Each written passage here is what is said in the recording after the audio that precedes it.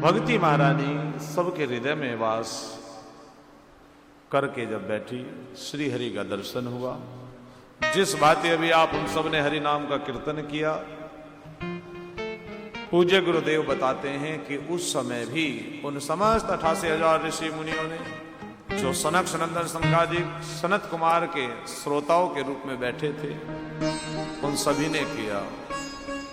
और ऐसा मैंने आचार्य गणों से जाना सुना कि एक स्थान पर एक समय में बैठकर अगर किसी भी देव का 1.25 करोड़ जप कर दिया जाए तो वह साक्षात प्रकट होते ही है। लेकिन कहना सरल है, करना बड़ा मुश्किल है। 1.25 करोड़ जप, लेकिन सरल कैसे हो सकता है?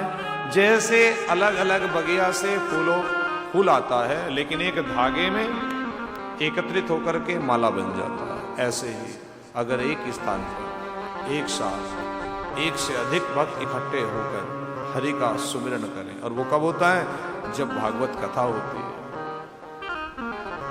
सभी श्रोता एक साथ होकर कीर्तन करते हैं, इसीलिए कथा में कीर्तन कराया जाता है। और अभी भी संकीर्तन हुआ तो पूरे भूमंडल पर जहाँ जहाँ जो भक्तजन इस समय कथा को अपने निज निवास से देख रहे हैं, उन सभी ने भी हमारे साथ मिलकर संकीर्तन किया है। तो पूरा भूमंडल पवित्र हुआ, सबने गाया और वातावरण पवित्र हुआ प्रभु नाम से। तो इसी प्रकार उस समय भी एक विशाल संकीर्तन हुआ, और वो संकीर्तन जिसने भगवान को साक्षात पृथ्वी पर सबको दीदार प्रभु का हुआ, सबके मन मस्तिष्क में जो अज्ञान फैला हुआ था वो दूर हो गया। जैसे अंधेरे कमरे में एक बल्ब जला दो, एक मोमबत्ती या एक दीपक ही लगा दो तो अंधकार छट जाता है। सोचिए, जब समस्त ऊर्जाओं का स्रोत वो श्री हरि नारायण मेरे प्रकट हुए होंगे तो क्या कर सके? सबके मनों में ज्ञान जाग गया, और ज्ञान जागरूक हुआ तो सबको ये बात समझ में आ गई, व्यर्थ के झगड़े, व्यर्थ की मैं मेरी, भैया जो कुछ है वो सब यहीं जीते जी के लिए है। बाकी पल भर में कब क्या छूट जाए कोई भरोसा नहीं। क्या भरोसा है इस जिंदगी का? तो क्यों एक दूसरे के साथ बुरा करें? क्यों एक दूसरे से ईर्ष्या करें? क्यों एक दूसरे की आलोचनाओं में हम अपने जीवन को नष्ट करें? आवश्यकता है एक दूसरे से समन्वय बनाने की, एक दूसरे से जुड़ करके चलने की, एक दूसरे का साथ देने की, एक दूसरे को सहारा देने की, क्योंकि सबको सहारा चाहिए। एक बड़ी पुरानी पंक्तियां थी जिसमें ये पंक्तियां गाई हैं कि सबको किसी ना किसी का सहारा चाहिए।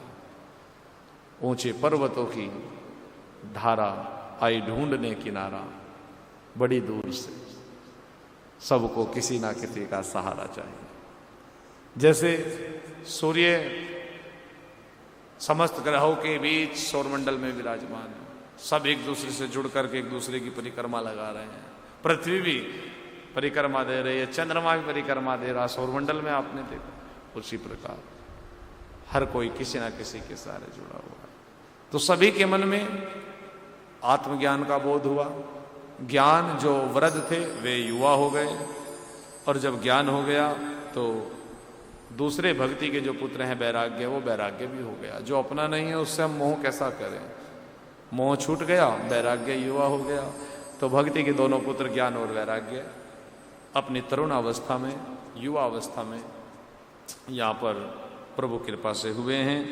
प्रथम इस प्रसंग को विश्राम दिया है, और हमें ये एक सार पूज्यपाद गुरुदेव ने कहा इस प्रसंग से कि जब तक जीवन में भक्ति नहीं आएगी, प्रभु का नाम कीर्तन नहीं करेंगे, तब तक ज्ञान होने वाला नहीं है। और भक्ति वो है मेरे बंधु, अगर पत्थर के भी प्रति आपकी भक्ति हो जाए तो वो चमत्कार आपको दिखाने लगता है। भक्ति किसी चीज की एक निष्ठ कीजिए। एकलव्य ने एक पत्थर की प्रतिमा, मिट्टी की प्रतिमा को बना लिया, तो जो द्रोण उन समस्त शिष्यों को दे रहे थे अपने आश्रम में, वो उस मिट्टी की मूर्ति से केवल आस्था, विश्वास, भक्ति, इतनी महत्ता है भक्ति की। तो वो भक्ति की हमें करनी होगी, अपनी आस्था को जागरूक करना होगा, अपने कुल देवी देवताओं के प्रति, अपने पूर्वजों के प्रति, अपने इष्ट उन बांके बिहारी के प्रति, क्योंकि वे ही परलिपार लगाने वाले हैं।